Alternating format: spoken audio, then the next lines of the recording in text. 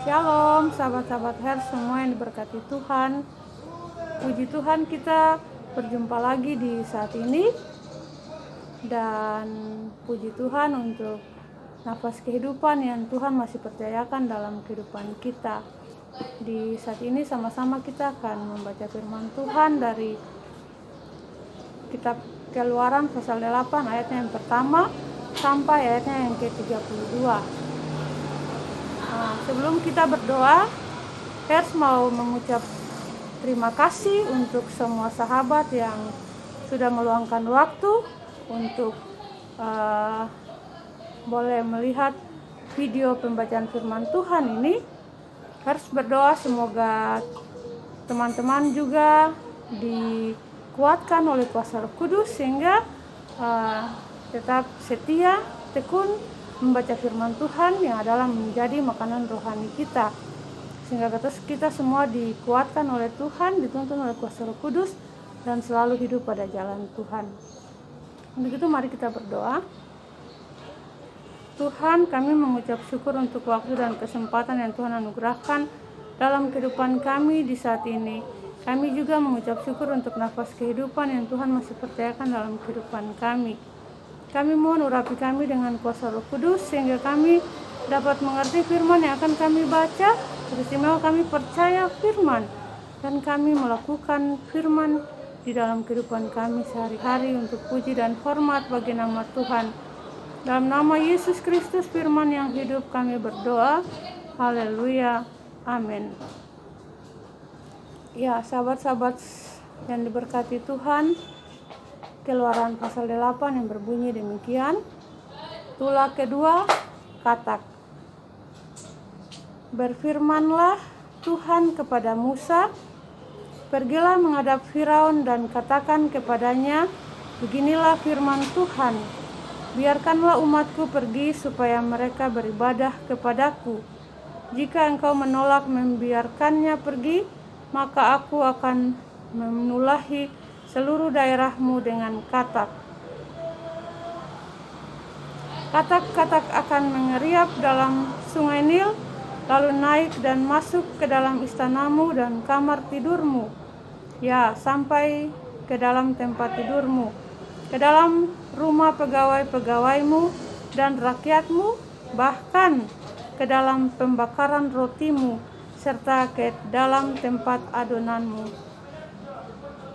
Katak-katak itu akan naik memanjati engkau, memanjati rakyatmu dan segala pegawaimu. Berfirmanlah Tuhan kepada Musa, katakanlah kepada Harun, ulurkanlah tanganmu dengan tongkatmu ke atas sungai, ke atas selokan, dan ke atas kolam, dan buatlah katak-katak bermunculan seperti meliputi tanah Mesir. Lalu Harun mengulurkan tangannya ke atas segala air di Mesir, maka bermunculanlah katak-katak lalu menutupi tanah Mesir.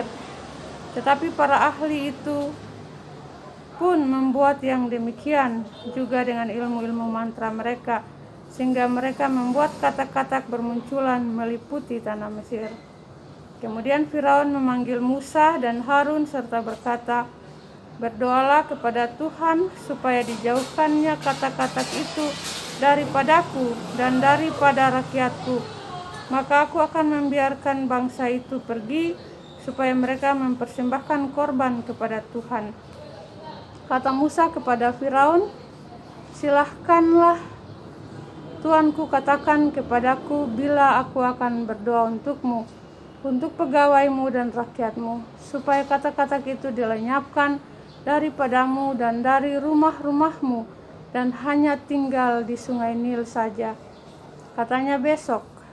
Lalu kata Musa, jadilah seperti katamu itu, supaya Tuanku mengetahui bahwa tidak ada yang seperti Tuhan Allah kami. Maka katak-katak itu akan dijauhkan daripadamu, dari rumah-rumahmu, dari pegawai-pegawaimu, dan dari rakyatmu, dan hanya akan tinggal di sungai Nil saja. Lalu Musa dan Harun keluar meninggalkan Firaun, dan Musa berseru kepada Tuhan karena katak-katak yang didatangkannya kepada Firaun. Dan Tuhan melakukan seperti yang dikatakan Musa, sehingga katak-katak itu mati lenyap dari rumah, dari halaman, dan dari ladang. Dikumpulkan oranglah bangkai-bangkainya bertumpuk-tumpuk, sehingga tanah itu berbau busuk. Tetapi ketika Firaun melihat bahwa telah terasa kelegaan, ia tetap berkeras hati dan tidak mau mendengarkan mereka keduanya, seperti yang telah difirmankan Tuhan. Tulah ketiga, nyamuk.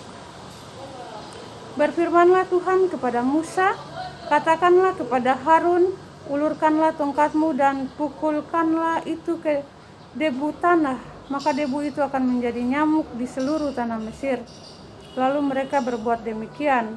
Harun mengulurkan tangannya dengan tongkatnya dan memukulkannya ke debu tanah, maka nyamuk-nyamuk itu hinggap pada manusia dan pada binatang. Segala debu tanah menjadi nyamuk di seluruh tanah Mesir. Para ahli itu pun membuat yang demikian juga dengan ilmu-ilmu mantranya untuk mengadakan nyamuk-nyamuk, tetapi mereka tidak dapat. Demikianlah nyamuk-nyamuk itu hinggap pada manusia dan pada binatang. Lalu berkatalah para ahli itu kepada Firaun, inilah tangan Allah. Tetapi hati Firaun berkeras, dan ia tidak mau mendengarkan mereka, seperti yang telah difirmankan Tuhan. Tulah keempat, lalat pikat. Beginilah berfirmanlah Tuhan kepada Musa, bangunlah pagi-pagi dan berdirilah menantikan Firaun pada waktu biasanya ia keluar ke sungai.